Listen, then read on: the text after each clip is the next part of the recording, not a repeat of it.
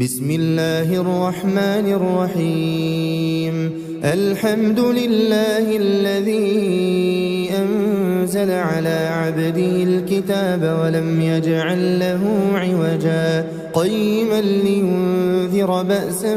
شديدا من لدنه ويبشر المؤمنين الذين يعملون الصالحات أن لهم أجرا حسنا ماكثين فيه أبدا وينذر الذين قالوا اتخذ الله ولدا ما لهم به من علم ولا لآبائهم كبرت كلمة تخرج من أفواههم إن يقولون إلا كذبا فلعلك باخع نفسك على آثارهم إن لم يؤمنوا بهذا الحديث أسفا إنا جعلنا ما على الأرض زينة لها لنبلوهم أيهم أحسن عملا وإنا لجاعلون ما عليها صعيدا جرزا أم حسبت أن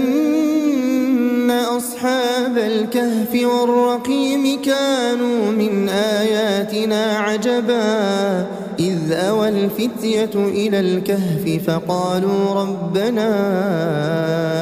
آتنا من لدنك رحمة وهيئ لنا من أمرنا رشدا فضربنا على آذانهم في الكهف سنين عددا ثم بعثناهم لنعلم أي الحزبين أحصى لما لبثوا أمدا نحن نقص عليك نبأهم بالحق إنهم فتية آمنوا بربهم وزدناهم هدى وربطنا على قلوبهم إذ قاموا فقالوا ربنا رب السماوات والأرض لن ندعو من دونه إلها لقد قلنا إذا شططا هؤلاء قومنا اتخذوا من دونه آلهة لولا يأتون عليهم بسلطان بين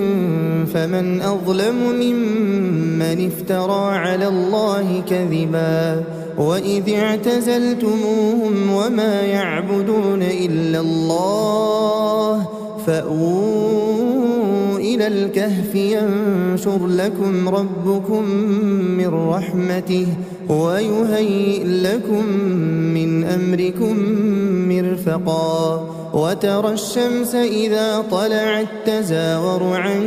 كهفهم ذات اليمين وإذا غربت تقرضهم ذات الشمال وهم في فجوة منه ذلك من آيات الله من يهد الله فهو المهتد ومن يضلل فلن تجد له وليا مرشدا وتحسبهم أيقاظا وهم رقود ونقلبهم ذات اليمين وذات الشمال وكلبهم باسط ذراعيه بالوصيد لو اطلعت عليهم لوليت منهم فرارا ولملئت منهم رعبا وكذلك بعثناهم ليتساءلوا بينهم قال قائل منهم كم لبثتم قالوا لبثنا يوما أو بعض يوم قالوا ربكم أعلم بما لبثتم فابعثوا أحدكم بورقكم هذه إلى المدينة فلينظر أيها أزكى طعاما فليأتكم برزق منه وليتلطف ولا يشعرن بكم أحدا إنهم إن يظهروا عليكم يرجموكم أو يعيدوكم في ملتهم ولن تفلحوا إذا أبدا وكذلك أعثرنا عليهم ليعلموا أن وعد الله حق وأن الساعة لا ريب فيها إذ يتنازعون بينهم أمرهم فقالوا بنوا عليهم بنيانا ربهم أعلم بهم قال الذين غلبوا على أمرهم لنتخذن عليهم مسجدا سيقولون ثلاثة رابعهم كلبهم ويقولون خمسة سادسهم كلبهم رجما بالغيب ويقولون سبعة وثامنهم كلبهم قل ربي أعلم بعدتهم ما يعلمهم إلا قليل فلا تمار فيهم إلا مراء ظاهرا ولا تستفت فيهم منهم أحدا ولا تقولن لشيء إني فاعل ذلك غدا إلا أن يشاء الله واذكر ربك إذا نسيت وقل عسى أن يهديني ربي لأقرب من هذا رشدا ولبثوا في كهفهم 300 سنين وازدادوا 9 قل الله أعلم بما لبثوا له غيب السماوات والأرض أبصر به وأسمع ما لهم من دونه من ولي ولا يشرك في حكمه أحدا واتل ما أوحي إليك من كتاب ربك لا مبدل لكلماته ولن تجد من دونه ملتحدا واصبر نفسك مع الذين يدعون ربهم بالغداة والعشي يريدون وجهه ولا تعد عيناك عنهم تريد زينة الحياة الدنيا ولا تطع من أغفلنا قلبه عن ذكرنا واتبع هواه وكان أمره فرطا وقل الحق من ربكم فمن شاء فليؤمن ومن شاء فليكفر إنا أعتدنا للظالمين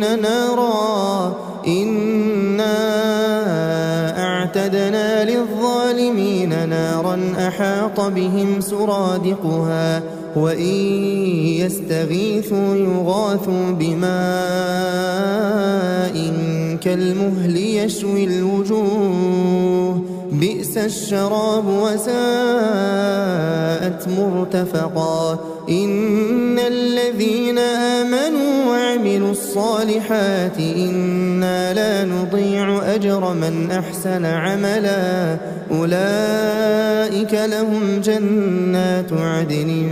تجري من تحتهم الأنهار يحلون فيها من أساور من ذهب ويلبسون ثيابا خضرا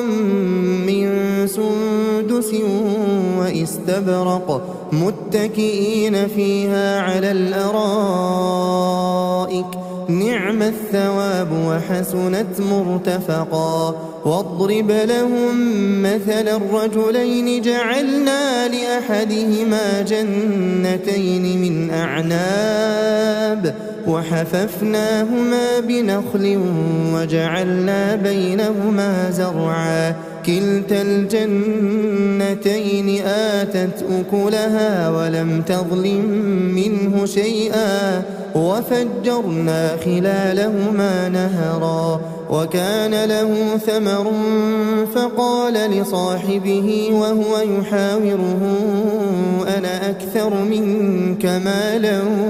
وأعز نفرا ودخل جنته وهو ظالم لنفسه قال ما أظن أن تبيد هذه أبدا وما أظن الساعة قائمة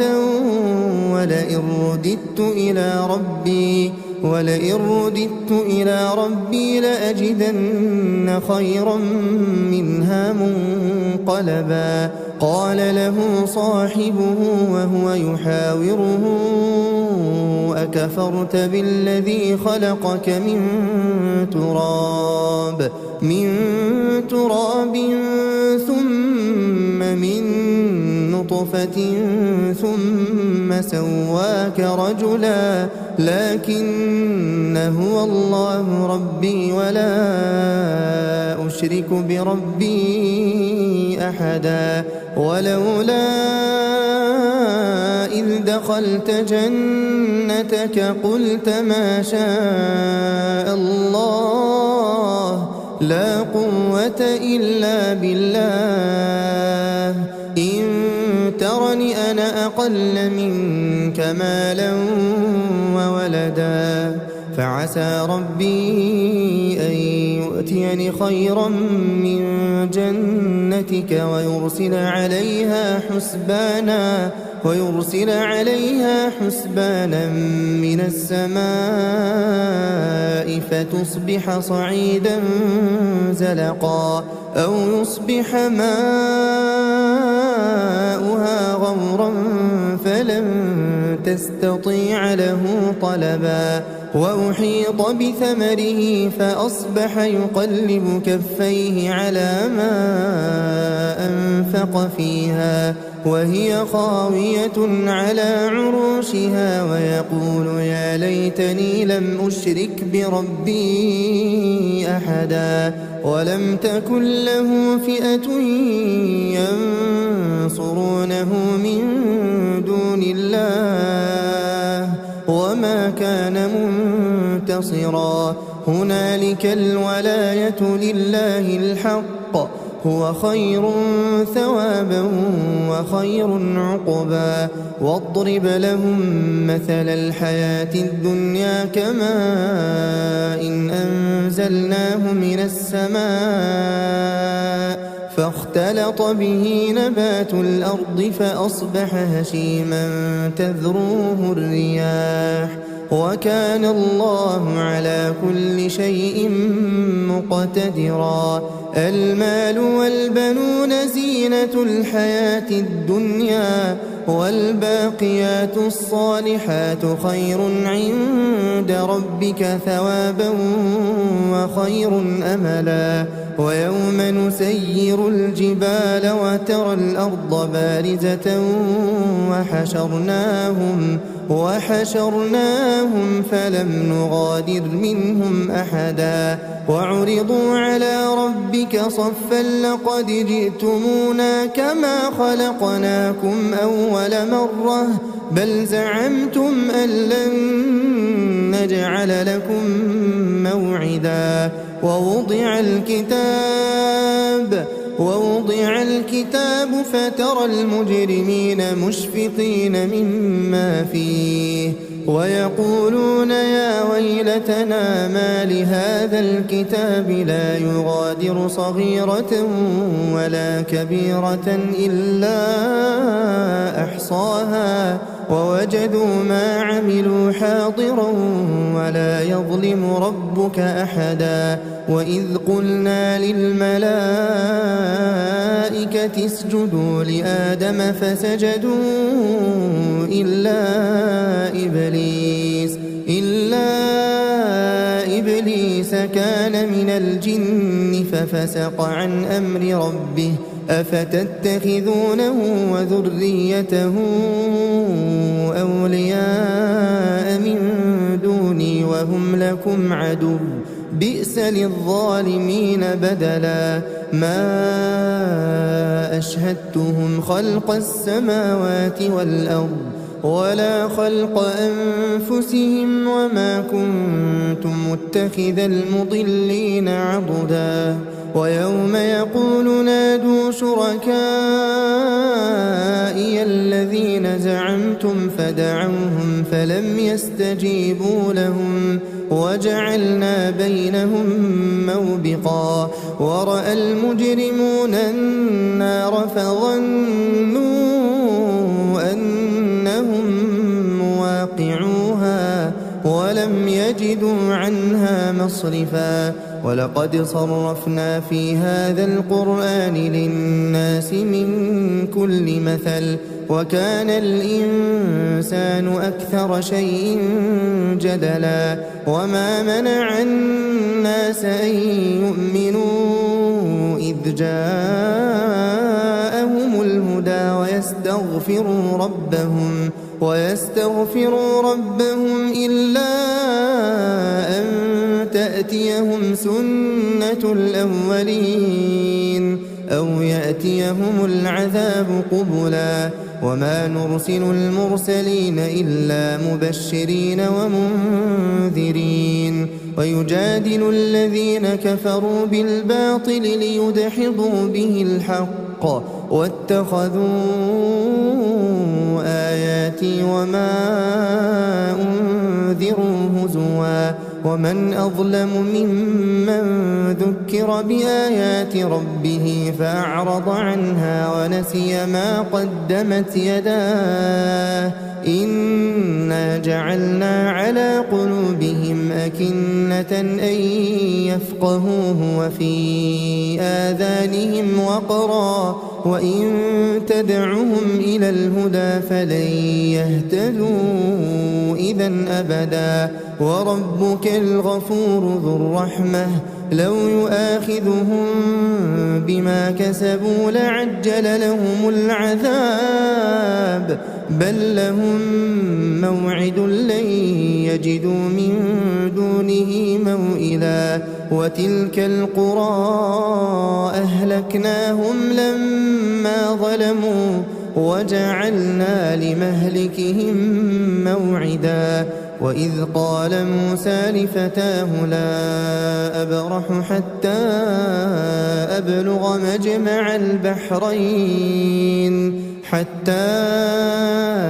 أبلغ مجمع البحرين أو أمضي حقبا فلما بلغا مجمع بينهما نسيا حوتهما فاتخذ سبيله في البحر سربا فلما جاوزا قال لفتاه آتنا غداءنا لقد لقينا من سفرنا هذا نصبا قال أرأيت إذ أوينا إلى الصخرة فإني نسيت الحوت وما أنسانيه إلا الشيطان أن أذكره واتخذ سبيله في البحر عجبا قال ذلك ما كنا نبغي فارتدا على آثارهما قصصا فوجدا عبدا من عبادنا آتيناه رحمة من عندنا وعلمناه من لدنا علما قال له موسى هل أتبعك على أن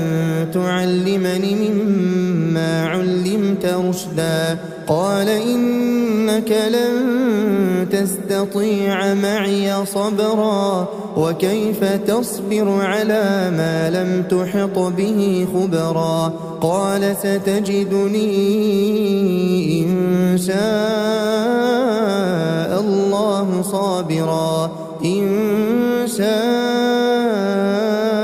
الله صابرا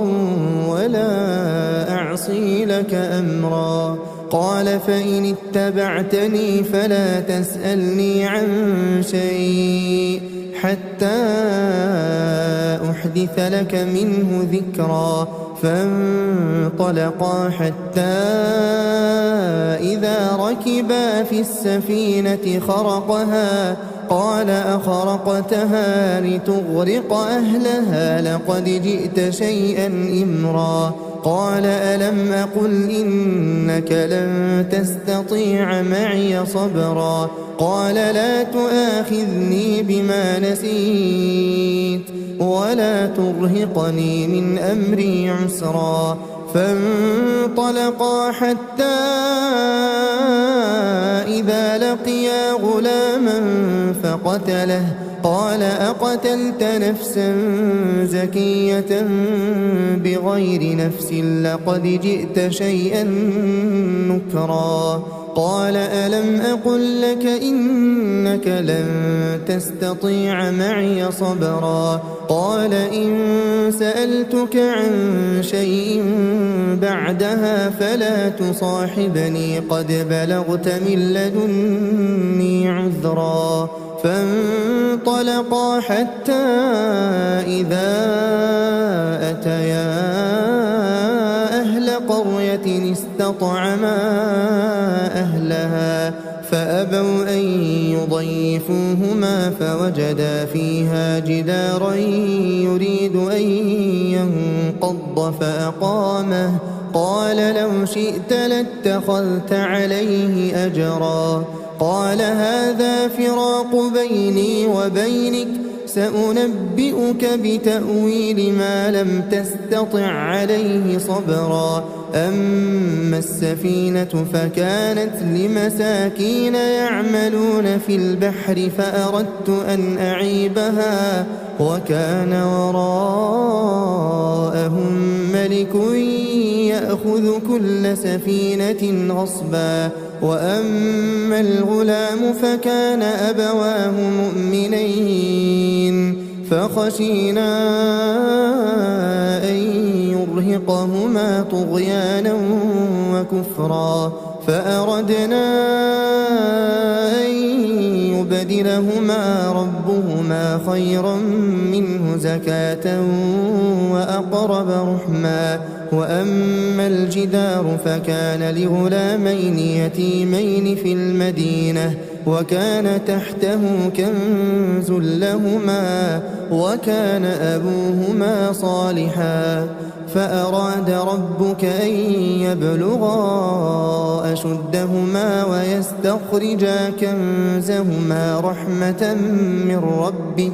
وما فعلته عن أمري ذلك تأويل ما لم تسطع عليه صبرا. ويسألونك عن ذي القرنين قل سأتلو عليكم منه ذكرا. إنا مكنا له في الأرض وآتيناه من كل شيء سببا فأتبع سببا حتى إذا بلغ مغرب الشمس وجدها تغرب في عين حمئة ووجد عندها قوما قلنا يا ذا القرنين إما أن تعذب وإما أن تتخذ فيهم حسنا. قال أما من ظلم فسوف نعذبه ثم يرد إلى ربه فيعذبه عذابا نكرا. وأما من آمن وعمل صالحا فله جزاء الحسنى وسنقول له من أمرنا يسرا. ثم أتبع سببا حتى إذا بلغ مطلع الشمس وجدها تطلع على قوم لم نجعل لهم من دونها سترا. كذلك وقد أحطنا بما لديه خبرا. ثم أتبع سببا حتى إذا بلغ بين السدين وجد من دونهما قوما لا يكادون يفقهون قولا قالوا يا ذا القرنين إن يأجوج ومأجوج مفسدون في الأرض فهل نجعل لك خرجا على أن تجعل بيننا وبينهم سدا قال ما مكني فيه ربي خير فأعينوني بقوة أجعل بينكم وبينهم ردما آتوني زبر الحديد حتى إذا ساوى بين الصدفين قال انفخوا حتى إذا جعله نارا قال آتوني أفرغ عليه قطرا فما استطاعوا أن يظهروه وما استطاعوا له نقبا قال هذا رحمة من ربي فإذا جاء وعد ربي جعله دكاء وكان وعد ربي حقا وتركنا بعضهم يومئذ يموج في بعض ونفخ في الصور فجمعناهم جمعا وعرضنا جهنم يومئذ للكافرين عرضا الذين كانت أعينهم في غطاء عن ذكري وكانوا لا يستطيعون سمعا أفحسب الذين كفروا أن يتخذوا عبادي من دوني أولياء إنا أعتدنا جهنم للكافرين نزلا قل هل ننبئكم بالأخسرين أعمالا الذين ضل سعيهم في الحياة الدنيا وهم يحسبون أنهم يحسنون صنعا أولئك الذين كفروا بآيات ربهم ولقائه فحبطت أعمالهم فلا نقيم لهم يوم القيامة وزنا ذلك جزاؤهم جهنم بما كفروا واتخذوا آياتي ورسلي هزوا إن الذين آمنوا وعملوا الصالحات كانت لهم جنات الفردوس نزلا خالدين فيها لا يبغون عنها حولا قل لو كان البحر مدادا لكلمات ربي لنفد البحر قبل أن تنفد كلمات ربي ولو جئنا بمثله مددا قل إنما أنا بشر مثلكم يوحى إلي أنما إلهكم إله واحد فمن كان يرجو لقاء ربه فليعمل عملا